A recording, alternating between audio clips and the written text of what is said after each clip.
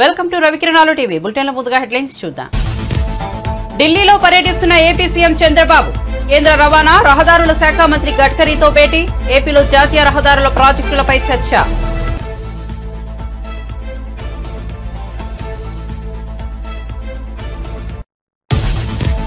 ప్రధాని మోదీ అమిత్ షాను కలిసిన అనంతరం రేవంత్ రెడ్డి ప్రెస్ మీట్. తెలంగాణ అభివృద్ధికి సహకరించాలని కోరినట్లు వెల్లడి. మోదీ అమిత్ షా సానుకూలంగా స్పందించారని వ్యాఖ్య.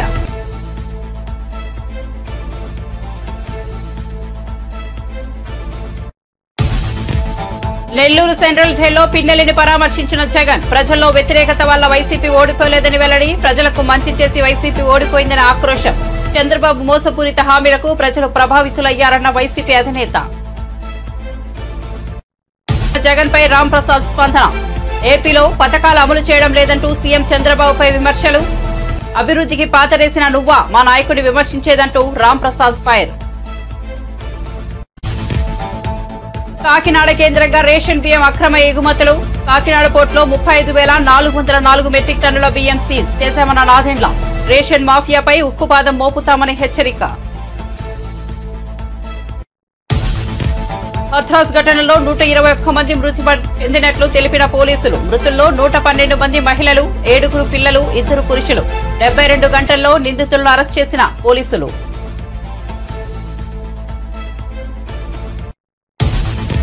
తాము చెప్పిన వాటిని కేంద్రం పెద్దలు సావధానంగా విన్నారన్న డిప్యూటీ సీఎం. కేంద్రం పెద్దలు సానుకూలంగా స్పందించారని వెల్లడి. చంద్రబాబుతో భేటీకి స్పందించి అజెండాను రూపొందించామని వెల్లడి.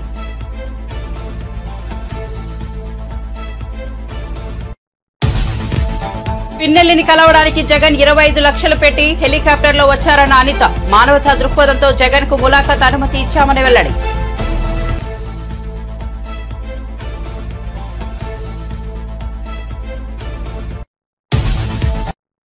ఇక వార్త వివరాల్లోకి వెళ్తే ఏపీ ముఖ్యమంత్రి చంద్రబాబు ఢిల్లీ పర్యటనలో భాగంగా కేంద్ర రవాణా రహదారుల శాఖ మంత్రి నితిన్ గడ్కరీని కలిశారు. చంద్రబాబుతో భేటీపై నితిన్ గడ్కరీ సోషల్ మీడియా వేదికగా అప్డేట్ ఇచ్చారు. ఢిల్లీలో ఏపీ ముఖ్యమంత్రి చంద్రబాబుతోనూ ఉన్నతాధికారులతో సమావేశమై ఆంధ్రప్రదేశ్లో నిర్మాణంలో ఉన్న జాతీయ రహదారుల పనుల పురోగతిపై సమీక్షించాలని గడ్కరీ వెల్లడించారు. ఇదే విషయాన్ని చంద్రబాబు కూడా ఎక్స్ ద్వారా వెల్లడించారు. ఢిల్లీలో కేంద్ర మంత్రి నితిన్ గడ్కరీని కలిసి జాతీయ రహదారుల ప్రాజెక్టులపై చర్చించాలని తెలిపారు. అందరూ కలిసి సమిష్టిగా ఆంధ్రప్రదేశ్ రాష్ట్రాన్ని ప్రగతి పథంలో ముందుకు తీసుకెళ్తామన్న నమ్మకం తనకుందంటూ చంద్రబాబు కేంద్ర మంత్రి గడ్కరీ ట్వీట్ ను రీపోస్ట్ చేశారు. కాగా గడ్కరీతో సమావేశంలో చంద్రబాబుతో పాటు కేంద్ర మంత్రి కింజరపు రామ్మోహన్ నాయుడు, కేంద్ర సహాయ మంత్రి పెమ్మసాని చంద్రశేఖర్ తదితరులు పాల్గొన్నారు. బీజేపీ నేత మల్కాజ్గిరి ఎంపీ ఈటెల రాజేందర్ కు బీఆర్ఎస్ అధినేత కేసీఆర్ పై ఇంకా ప్రేమ తగ్గినట్లు లేదని తెలంగాణ ముఖ్యమంత్రి రేవంత్ రెడ్డి ఎద్దేవా చేశారు. ఢిల్లీలో ప్రధాని నరేంద్ర మోదీ, కేంద్ర మంత్రి అమిత్ షా తదితరులను రేవంత్ రెడ్డి ఉప ముఖ్యమంత్రి మల్లుబట్టి విక్రమార్క కలిశారు. అనంతరం మీడియా సమావేశంలో రేవంత్ రెడ్డి మాట్లాడుతూ బీజేపీ నేతలు ఫిరాయింపులపై మాట్లాడడం విడ్డూరమన్నారు. 11 రాష్ట్రాల్లో బీజేపీ ఎంతో మందిని చేర్చుకుని అధికారంలోకి వచ్చిందని ఆరోపించారు. మధ్యప్రదేశ్, మహారాష్ట్రల్లో ప్రభుత్వాలు ఎలా ఏర్పడ్డాయో చెప్పాలన్నారు. అసలు కేసీఆర్ పట్ల బీజేపీ నేతలు ఈటలకు సానుభూతి ఎందుకో చెప్పాలన్నారు. ఈటల ఇప్పటికీ కేసీఆర్ నే తన నాయకుడిగా అనుకుంటున్నట్లుగా ఉన్నారని చురకలంటించారు. అయినా ప్రజలకు మేలు చేయడానికి తాము ఏం చేయాలో అదే చేస్తామన్నారు. రాష్ట్ర విభజనకు తర్వాత రావాల్సిన మా రాష్ట్రానికి అన్ని విషయాల మీద 6 తారీఖు రోజు మేము ఒక మంచి వాతావరణంలో కూర్చొని చర్చించుకుంటున్నాం. మీ సహకారం కూడా సమస్యల పరిష్కారానికి ఉండాలని అమిత్ షా గారికి చెప్పినాం. వారు స్పష్టంగా మీ సమస్యలు పరిష్కరించుకోండి, కేంద్ర ప్రభుత్వం వైపు నుంచి పూర్తి సహకారం ఉంటుందని వారు చెప్పారు. చాలా అంశాలు ఉన్నాయి, ఇంకా అది లిస్ట్ ఇస్తాను. 9th షెడ్యూల్ 10th షెడ్యూల్లో ఉన్న ప్రాపర్టీస్ కావచ్చు. ఇప్పుడు మా బట్టి విక్రమార్క గారు చెప్పినట్టు ఆ 5 గ్రామాలు భద్రాద్రి రాముడు గుడితో పాటు అక్కడ ఉండే దేవుడి మాన్యాలు ఇవన్నిటిని కూడా మన రాష్ట్రానికి సంబంధించి, అదేవిధంగా దీర్ఘకాలికంగా వాయిదా పడుతున్న నీటి పంపకాల విషయం కావచ్చు, ఇంకా ఎన్నో అంశాలు ఉన్నాయి. వాటన్నిటిని చర్చించుకొని ముందుకెళ్ళాలనుకుంటున్నాం. తెలియదు అసలు ముఖ్యమంత్రులు కూర్చున్నాక కదా ముఖ్యమంత్రుల స్థాయిలో పరిష్కారం అవుతాయా కావా అనేది తెలియకుండా ఎట్లా చెప్తాం. మా ఇద్దరి మధ్యలో పరిష్కారం కాగలిగినాయి. 2 రాష్ట్రాలు 2 ముఖ్యమంత్రులు కూర్చొని పరిష్కరించుకుంటారు. ఇంకేదైనా విషయంలో భిన్నాభిప్రాయాలు ఉంటే ఆర్బిట్రేటర్గా కేంద్ర ప్రభుత్వం ఉంది. కేంద్ర ప్రభుత్వం కూడా ఒకవేళ ఏదైనా విషయాలను పరిష్కరించలేకపోతే చట్ట ప్రకారంగా దానికి పరిష్కారం ఎట్లా కనుగొనాలో కనుగొంటాం ఇద్దరం కలిసి.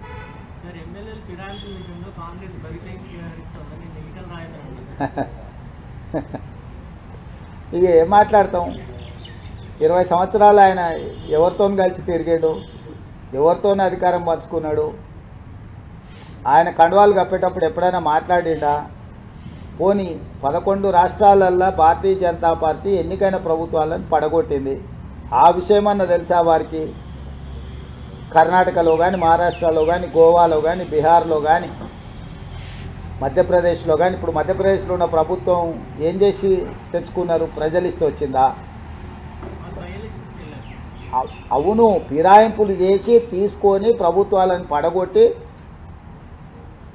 ఇవాళ మహారాష్ట్రలో వాళ్ళు చేసిన పనికి ప్రజలు ఏం తీర్పిచ్చిందో ఉంది కదా కళ్ళ ముందల. అంతగా కేసీఆర్ పట్ల వీరికి సానుభూతి ఏంది? కేసీఆర్ మీద ఇంకా ప్రేమ తగ్గనట్టు ఉంది.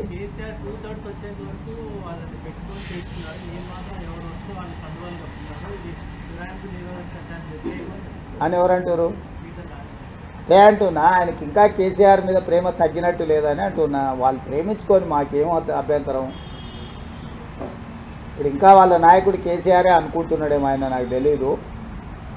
కాబట్టి గతంలో జరిగిన విషయాలను, గతంలో చేసిన పాపాలను, అప్పుడు సహకరించిన విధానం, వాటిని చూసినప్పుడు మేము చాలా ప్రజాస్వామికబద్ధంగా వ్యవహరిస్తున్నాం. ఎవ్వరు ఎలాంటి బాధపడాల్సిన అవసరం లేదు. ప్రజలకు మేలు జరగడానికి ఏం చేయాలనో ఆ ప్రయత్నాలన్నీ కాంగ్రెస్ పార్టీ చేస్తుంది. మాజీ సీఎం వైసీపీ అధినేత జగన్ నెల్లూరు సెంట్రల్ జైల్లో ఉన్న మాచర్ల మాజీ ఎమ్మెల్యే పిన్నెల్లి రామకృష్ణారెడ్డిని పరామర్శించారు. అనంతరం జైలు వెలుపల మీడియాతో మాట్లాడారు. పిన్నెల్లి రామకృష్ణారెడ్డిపై 307 సెక్షన్ కింద హత్యాయత్నం కేసు పెట్టి అన్యాయంగా జైల్లో నిర్బంధించారని మండిపడ్డారు. ఇవాళ రాష్ట్ర వ్యాప్తంగా ఇవే కార్యక్రమాలు చేస్తున్నారని అన్నారు. టీడీపీకి చంద్రబాబుకు ఓటేయలేదన్న ఒకే ఒక్క కారణంతో ఆస్తులు ధ్వంసం చేస్తున్నారని, దొంగ కేసులు పెడుతున్నారని ఆరోపించారు. దాడులు చేసేది వీళ్లే, మళ్లీ తాముపైనే దాడులు చేస్తున్నారంటూ కేసులు పెట్టేది వీళ్లే అని జగన్ ధ్వజమెత్తారు. రాష్ట్రంలో ఇంత దారుణంగా పరిపాలన సాగిస్తున్నారని విమర్శించారు. కేసులు పెట్టి ఏ రకంగా అన్యాయంగా తనను జైల్లో నిర్బంధించడం జరుగుతూ ఉందో కూడా చూస్తూ ఉన్నాం. ఈరోజు రాష్ట్ర వ్యాప్తంగా కూడా ఇదే కార్యక్రమాలు జరుగుతూ ఉన్నాయి. రాష్ట్ర వ్యాప్తంగా కూడా కేవలం తెలుగుదేశం పార్టీకి, చంద్రబాబు నాయుడు గారికి ఓటు వేయలేదు అన్న ఒకే ఒక్క కారణంతో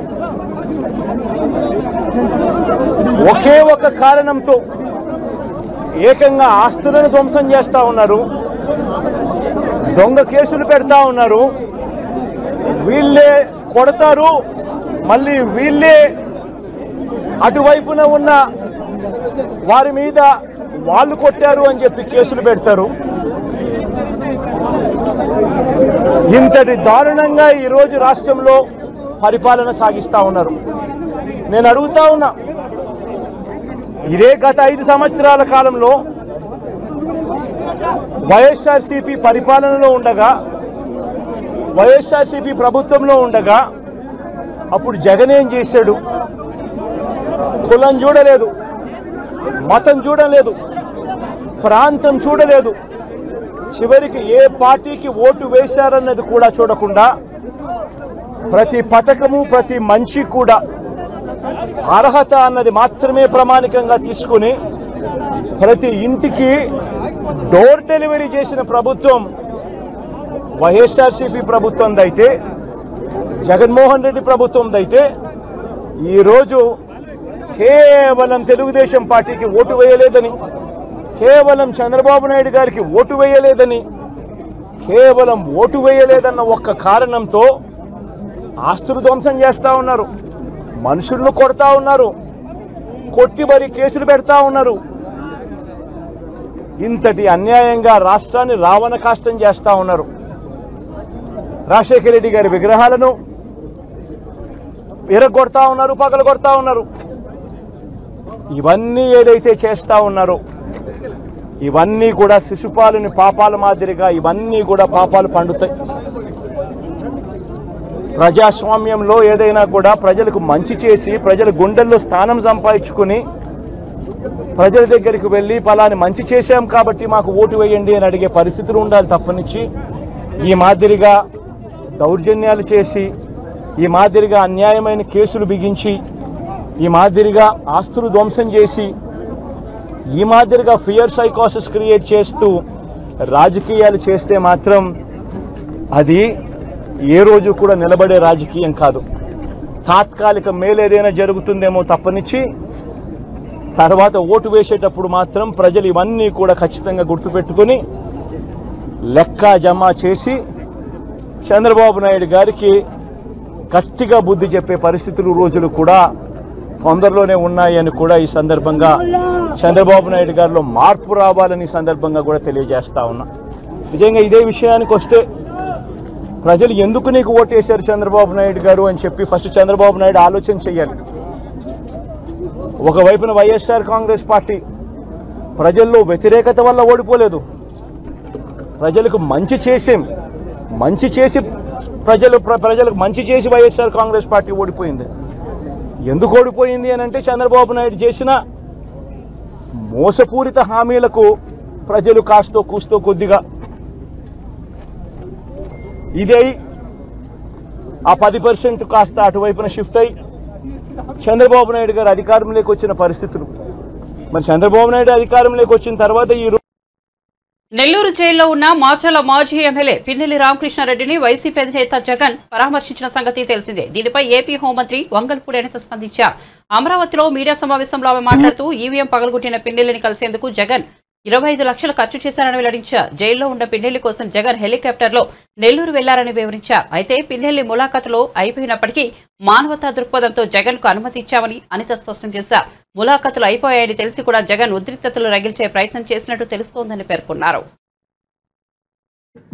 ఆయన మీద ఒక హత్యాయత్నం, ఈవీఎం బాక్సులు బదలగొట్టారన్న ఒకటి, ఇవన్నీ కూడా రికార్డెడ్ గా దొరికినాయి. రికార్డెడ్ గా దొరికిన తర్వాత అరెస్ట్ ప్రక్రియ అనేది ఎలా జరిగిందో మనందరికీ కూడా తెలుసు. ఆయనని తీసుకెళ్లి ఆయన పరామర్శించడానికి జగన్మోహన్ రెడ్డి అనే వ్యక్తి ఒక మాజీ సీఎం ఫస్ట్ తీసుకున్న ప్రోగ్రామ్ కూడా ఏంటంటే ఒక ఖైదీని వెళ్ళి కలవటానికన్నా ప్రోగ్రామ్ తీసుకున్నారు. అది అతని ఇష్టం. అది కూడా ఏంటి, ఒక 25 లక్షల రూపాయలు ఖర్చు పెట్టుకుని అక్కడికి వెళ్ళి ఒక హెలికాప్టర్లో వెళ్ళారు. ఒక డబ్బున్నవాడు వెళ్ళాడు, తీసుకొని పెట్టుకున్నాడు. నేను ఇక్కడ ఏమంటానంటే యాక్చువల్గా పిన్నెల్లి గారికి ఉన్న ములాఖాతులు టైం అయిపోయింది.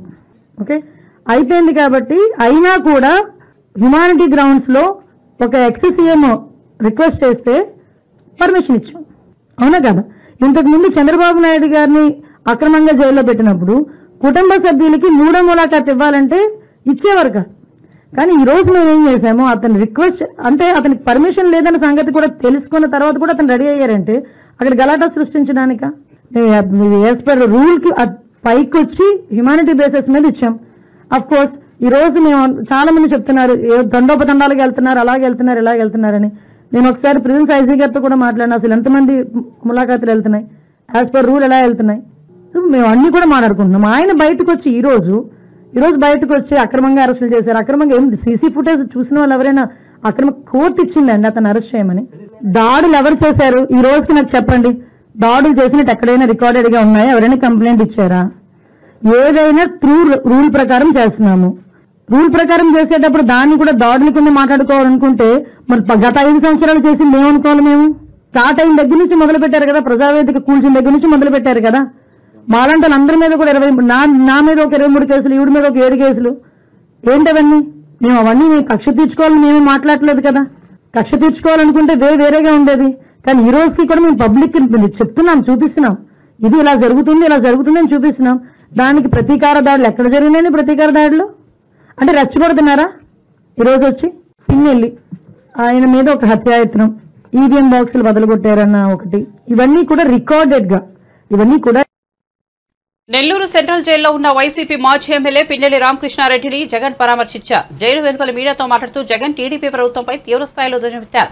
జగన్ వ్యాఖ్యలపై ఏపీ మంత్రి మంటిపల్లి రాంప్రసాద్ రెడ్డి మీడియా సమావేశం ఏర్పాటు చేసి బదిలిచ్చారు. ఎన్నికల నియమావళిని ఉల్లంఘించి పోలింగ్ బూత్లకు చొరబడి అక్కడున్న ఈవీఎంలను పగలగొట్టిన కేసులో ముద్దాయిగా ఉన్న పిన్నెల్లి రామకృష్ణారెడ్డిని పరామర్శించేందుకు జగన్ నెల్లూరు జైలుకు వెళ్లారని వెల్లడించారు. ఈ సందర్భంగా తాను కొన్ని అంశాలను ఎత్తి చూపగలుగుతున్నారని మంత్రి రాంప్రసాద్ రెడ్డి పేర్కొన్నారు.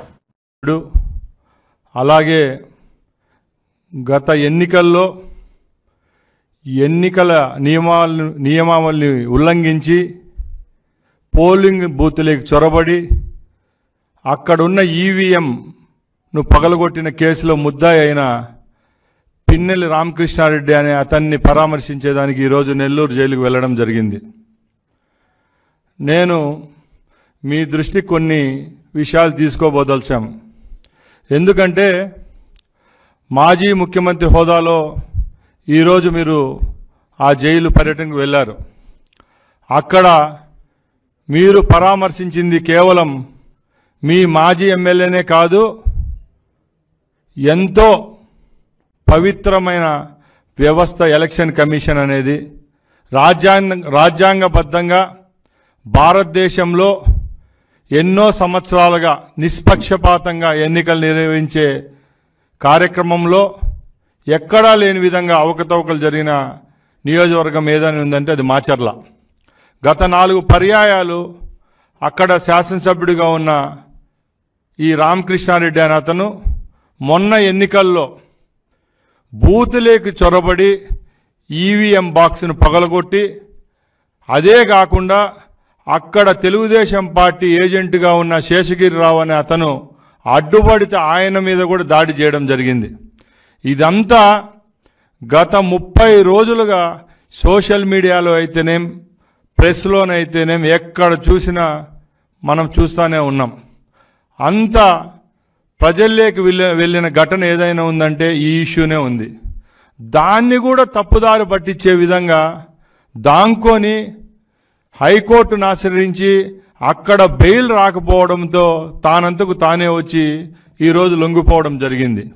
అలాంటి వ్యక్తిని నువ్వు పరామర్శించడం జరిగింది. దానికి మేము కూడా ఏం విమర్శించాం. ఎందుకంటే ఎట్లయినా కానీ మంచోడో చెడ్డోడో అతను 4 పర్యాయాలు శాసనసభ్యుడిగా నీ వెంట నడిచాడు కాబట్టి నువ్వు అక్కడికి వెళ్ళడం మేము కూడా సంతోషిస్తున్నాం. అంతేగాని నువ్వు ఆ సంఘటన వదిలేసి మా ముఖ్యమంత్రి వర్యులు పెద్దలు నారా చంద్రబాబు నాయుడు గారి మీద ఇప్పుడున్న ప్రభుత్వం మీద కొన్ని చురుకలు అంటించారు మీరు. దాని కౌంటర్గానే నేను ఈ కార్యక్రమాన్ని ఇక్కడ ఏర్పాటు చేశాను. ప్రజల దృష్టికి కూడా కొన్ని విషయాలు చెప్పదలుచుకున్నాం. ముఖ్యంగా మాచర్ల విషయానికి వస్తే, వరంగల్ జిల్లాను హైదరాబాద్ కు దీటుగా అభివృద్ధి చేస్తామని ఐటీ శాఖ మంత్రి శ్రీధర్ బాబు అన్నారు. హనుమకొండలో రాక్స్ ఐటీ పార్కును మంత్రి ప్రారంభించారు. హనుమకొండ వరంగల్ పారిశ్రామికంగా అభివృద్ధి చెందుతాయన్న ఆయన ప్రైవేట్ పరిశ్రమలు తీసుకొచ్చి యువతకు ఉపాధి కల్పిస్తామని తెలిపారు. ద్వితీయ శ్రేణి నగరాల్లోనూ ఐటీ విస్తరించాలన్నదే రాష్ట్ర ప్రభుత్వ సంకల్పమని స్పష్టం చేశారు. రాహుల్ గారు తన సొంత ప్రాంతం, తన సొంత జిల్లా అని ఆలోచన చేసి ఎక్కడో అమెరికాలో స్థిరపడ్డ, అమెరికాలో గొప్పగా వాణిజ్యం వ్యాపారం చేస్తూ ఉన్న మిత్రులు ఇక్కడికి వచ్చి మా వాళ్లకు కొద్ది మేరకైనా మేలు చేయాలనే ఒక ఆకాంక్షతో మా సోదరులు రాజేందర్ రెడ్డి గారిని సంప్రదించినప్పుడు శాసనసభ్యులు తప్పకుండా పూర్తి స్థాయిలో ఇక్కడ సహకారం అందిస్తాం, ఇక్కడ చదువుకున్న వారు చాలామంది ఉన్నారు, వీరికి ఉపాధి అవకాశం కల్పించే ఏ కార్యక్రమంలో నేను ముందుంటానని తాను ముందు నిలబడి ఎట్టి పరిస్థితుల్లో ఈ కార్యక్రమానికి రావాలని మాకు చెప్పటం, రంజిత్ గారిని అభినందిస్తూ ఉన్నాను. మా ప్రభుత్వం ఏర్పడ్డ తర్వాత ముఖ్యమంత్రి గారు మేము అందరం కూడా కలుసుకొని హైదరాబాదు ఇంకా 10 అభివృద్ధి చేయాలి. దాంతోపాటు టియర్ 2, టియర్ 3 సిటీస్కి సంబంధించిన ఏదైతే సిటీస్, టౌన్స్ ఉన్నాయో దాంట్లో ప్రధానంగా వరంగల్ లాంటి ప్రముఖమైన నగరం ఇది. ఇక్కడ ఒక చదువుల కేంద్రంగా, సరస్వతి నిలయంగా, విజ్ఞానానికి నిలయంగా ఒక కాకతీయ విశ్వవిద్యాలయం, ఆనాడు ఆర్ఈసీ, ఎన్ఐటి, ఈరోజు అనేక కళాశాలలకు పుట్టినిల్లుగా ఈ ప్రాంతం ఒక విద్యా నిలయంగా నిలిచింది. అదే క్రమాన్ని ఇంకా పెద్ద ఎత్తున తీసుకెళ్లే ప్రయత్న భాగంలోనే ఇక్కడ ఉన్న మానవ వనరులను ఎక్కడికో రేపు హైదరాబాద్కో అమెరికాకో పోనీయకుండా ఇక్కడే వారి ఇంటి వద్దనే సాఫ్ట్వేర్ ఉద్యోగాలు కల్పించాలనే ఒక ఆలోచనతో రాబోయే కాలంలో ఇంకా సాంకేతిక అనేక అంశాలు ముందుకు వస్తున్న తరుణంలో ఇక్కడే చిన్న, సూక్ష్మ, మధ్యతర పరిశ్రమలకు ప్రధానంగా సాఫ్ట్వేర్ రంగానికి పెద్దపీట వేయాలని రాష్ట్ర ప్రభుత్వం ప్రధానమైన లక్ష్యం. రేపు రాబోయే కాలంలో కరీంనగర్, నిజామాబాద్, మహబూబ్ నగర్, ఖమ్మము ఈ టియర్ 2 సిటీకి సంబంధించి పూర్తి స్థాయిలో ఇక్కడ మౌలిక సదుపాయాలు కల్పిస్తూ ఈ ప్రాంతవాసులకు ఉపాధి అవకాశం కల్పించాలనే ఆకాంక్ష, ఒక ఆలోచన, ఒక ఉద్దేశం, ఒక లక్ష్యంతో మా రాష్ట్ర ప్రభుత్వం ముందుకు నడుస్తూ ఉంది. విదేశాల్లో స్థిరపడ్డ మన తెలంగాణ మిత్రులను కూడా కోరుతా ఉన్నాం, రండి, రాష్ట్ర ప్రభుత్వంతో భాగస్వాములు కండి. ఇలాంటి పట్టణాలను అభివృద్ధి చేసే భాగంలో మీరు కూడా మీ కార్యాలయాలను ఇక్కడ స్థాపించండి. మేము పూర్తి స్థాయిలో రాష్ట్ర ప్రభుత్వం తరఫున సహకారం అందించే కార్యక్రమం చేస్తాం, ముందుకు రావాలని ఈ సందర్భంలో వారికి పిలుపునిస్తా ఉన్నాం. ఇక్కడ చాలా సంవత్సరాలుగా మరి విమానాశ్రయానికి సంబంధించి పెండింగ్లో ఉంది. భద్రాచలం వద్ద ఏపీలో కలిపిన 5 గ్రామాలను తెలంగాణలో తిరిగి కలపాలని తాము కేంద్ర ప్రభుత్వాన్ని కోరామని తెలంగాణ ఉప ముఖ్యమంత్రి మల్లుబట్టి విక్రమార్క తెలిపారు. సీఎం రేవంత్ రెడ్డితో కలిసి ప్రధాని మోదీ, కేంద్ర హోంమంత్రి అమిత్ షాలను వారు కలిశారు. తెలంగాణకు సంబంధించి పలు విజ్ఞప్తులు చేశారు. అనంతరం రేవంత్ రెడ్డితో కలిసి ఏర్పాటు చేసిన మీడియా సమావేశంలో బట్టి విక్రమార్క కేంద్రానికి చేసిన విజ్ఞప్తుల గురించి జాబితాను వెల్లడించారు. ఏపీలో 5 గ్రామాలను వెనక్కి ఇవ్వాలని మోదీని కోరినట్లు చెప్పారు. ఏపీ తెలంగాణ మధ్య ఉన్న సమస్యలను కూడా పరిష్కరించాలని కోరినట్లు చెప్పామన్నారు. మేము అడిగిన వాటికి రాతపూర్వకంగా ఇచ్చామని తెలిపారు. తాము చెప్పిన వాటిని వారు సావధానంగా విని సానుకూలంగా స్పందించారని చెప్పారు. విభజన హామీలను, వివిధ అంశాలను సాధ్యమైనంత త్వరగా అమలు చేసే ప్రయత్నం చేస్తామని హామీ ఇచ్చినట్లు చెప్పారు. కేంద్రం పెద్దలు సానుకూలంగా స్పందించినందుకు ఆయన ధన్యవాదాలు తెలిపారు. విభజన చట్టంలో పొందుపరిచినటువంటి రైల్వే కోచ్ ఫ్యాక్టరీకి సంబంధించి కాజీపేట్ రైల్వే కోచ్ ఫ్యాక్టరీకి సంబంధించి ప్రత్యేకంగా వారికి గుర్తు చేసి దీన్ని కూడా మంజూరు చేయవలసిందిగా కోరారు.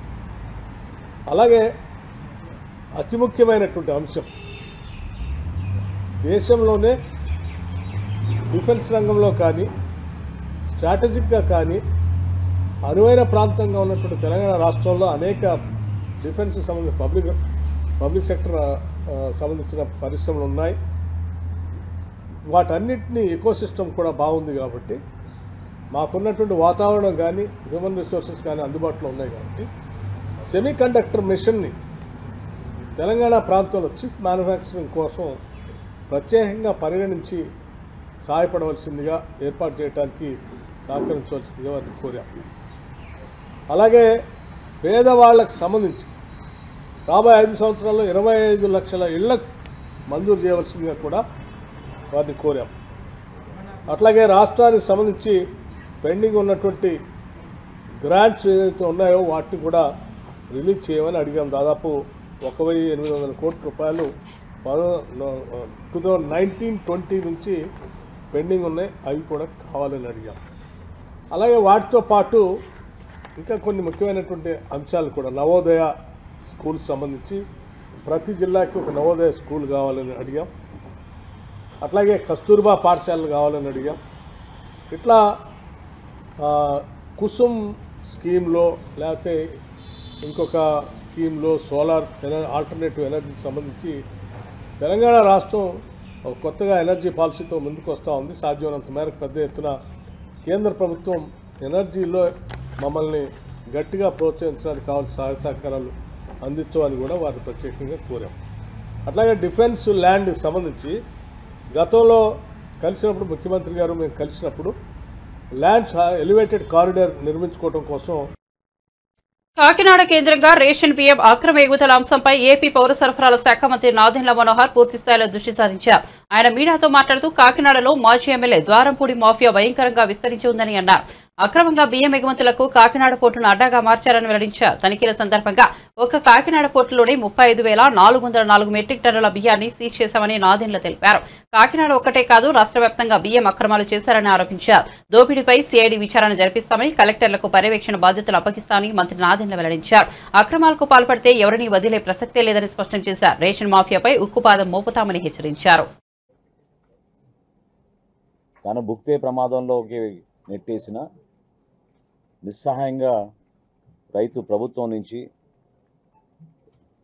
ఈ రాజకీయ వ్యవస్థలో ఉన్న నాయకుల దగ్గర నుంచి, అధికార యంత్రాంగం గురించి సరైన సహాయం అందుతుంది, ఆదుకుంటారు అని ప్రతి సంవత్సరం కూడా ప్రతి పంటప్పుడు కూడా కన్నీరుతో మిగిలిపోయిన పరిస్థితి మనం చూసాం.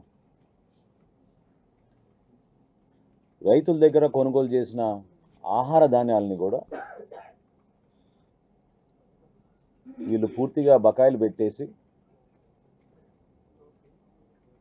ఆ ధైర్యం లేకుండా రైతుని కుంగదీసేశారు. చాలా బాధాకరమైన విషయం ఏంటంటే మా సివిల్ సప్లైస్ కార్పొరేషన్ ఒకప్పుడు రాష్ట్రంలో ఏ కార్యక్రమం చేసినా కూడా ఇతర శాఖలతో పోల్చుకుంటే ఒక ప్రొఫెషనల్ విధానంలో పనిచేసే ఈ కార్పొరేషన్ని 36,300 కోట్ల రూపాయలు అప్పులు పాలు చేసి చివరికి రైతుకి ఇవ్వాల్సిన బకాయిలు కూడా 1,659 కోట్ల రూపాయలు వీళ్ళు వదిలేసి వెళ్ళిపోయారు. అంటే రాష్ట్ర ప్రజలు కూడా గమనించాలి,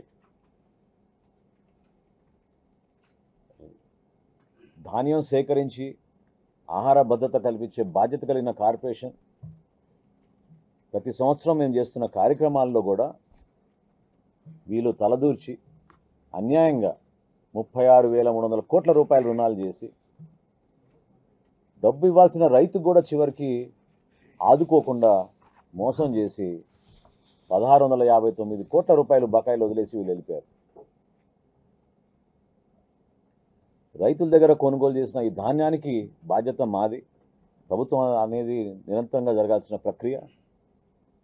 ఈ విషయం గురించి గౌరవ ముఖ్యమంత్రి గారికి అదేవిధంగా గౌరవ ఉప ముఖ్యమంత్రి గారికి వివరించినప్పుడు చాలా సానుకూలంగా స్పందించి కొంచెం సమగ్రమైన సమాచారం తీసుకొస్తే తప్పకుండా దీని గురించి మాట్లాడదామని వాళ్ళు ప్రోత్సహించినప్పుడు డిపార్ట్మెంట్ నుంచి మేము ఆలోచించి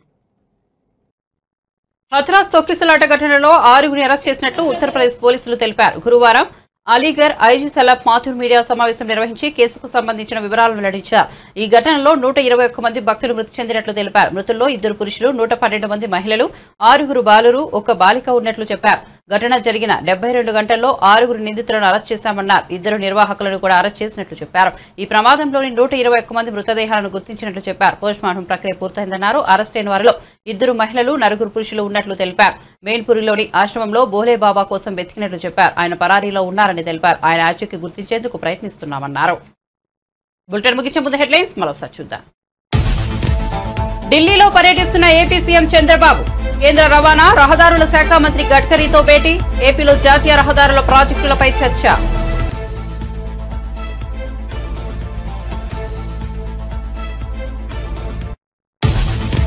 ప్రధాని మోదీ అమిత్ షాను కలిసిన అనంతరం రేవంత్ రెడ్డి ప్రెస్ మీట్. తెలంగాణ అభివృద్ధికి సహకరించాలని కోరినట్లు వెల్లడి.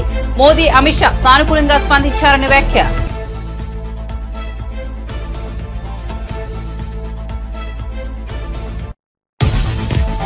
నెల్లూరు సెంట్రల్ జైల్లో పిన్నెల్లిని పరామర్శించిన జగన్. ప్రజల్లో వ్యతిరేకత వల్ల వైసీపీ ఓడిపోలేదని వెల్లడి. ప్రజలకు మంచి చేసి వైసీపీ ఓడిపోయిందని ఆక్రోశం.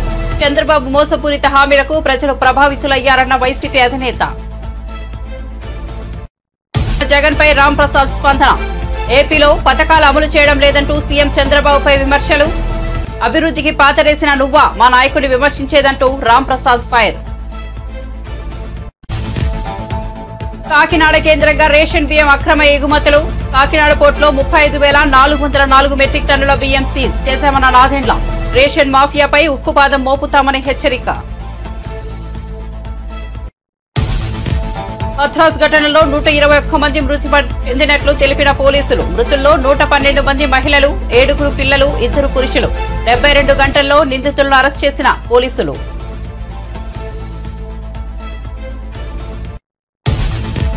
తాము చెప్పిన వాటిని కేంద్రం పెద్దలు సావధానంగా విన్నారన్న డిప్యూటీ సీఎం. కేంద్రం పెద్దలు సానుకూలంగా స్పందించారని వెల్లడి. చంద్రబాబుతో భేటీకి స్పందించి అజెండాను రూపొందించామని వెల్లడి.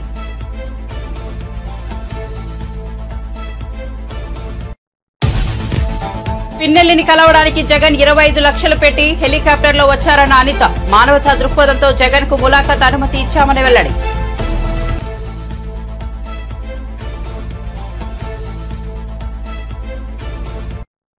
మరిన్ని అప్డేట్స్ కోసం చూస్తూనే ఉండండి రవికిరణాలు టీవీ.